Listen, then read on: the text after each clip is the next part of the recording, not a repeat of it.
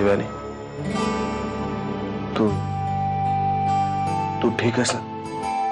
हो विक्रम, काय झालं? तुझा आवाज असा घाबरल्यासारखा काय होतोय?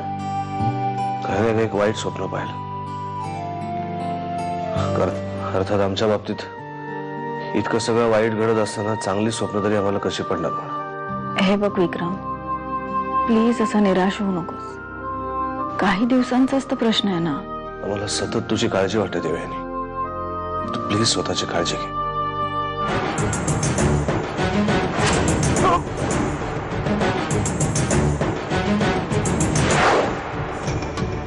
आपल्या माणसाने प्रकाश भिंगाडेला ढगात पाठवलं.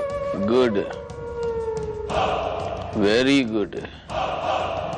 पण अप्पा, त्यानं काय साध्य होणार आहे? खूप काही साध्य होणार, खूप काही साध्य होणार. हे भिंगारटेचं मर्डर रणवीर आणि विक्रमच्या मधलं डिबेट, कॉन्फ्लिक्ट ठरणार. राजेश शिर्के ग्रुप ऑफ इंडस्ट्रीजला बर्बाद करून टाकणार. आणि ज्या दिवशी असं होणार त्या दिवशी माझं सगळं शेअर केलं याचं मला पश्चाताप नाही होणार. आणि सायमांनी खरंच चेक पाठवला.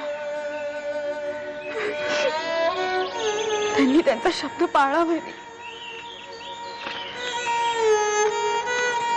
आज मला त्यांनी खूप मोठ्या संकटातून वाचवलंय.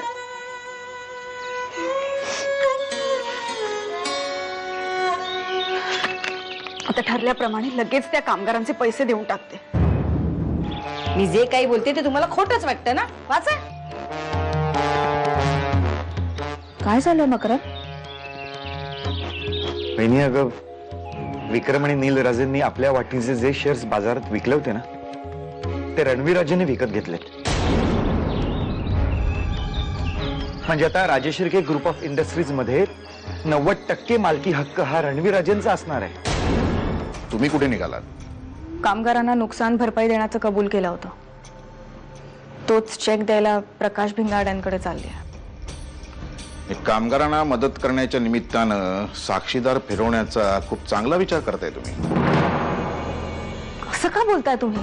कारण ज्या प्रकाश भिंगाडेला तुम्ही चेक देण्यासाठी जात आहात त्या प्रकाश भिंगाडेचा खून झालाय.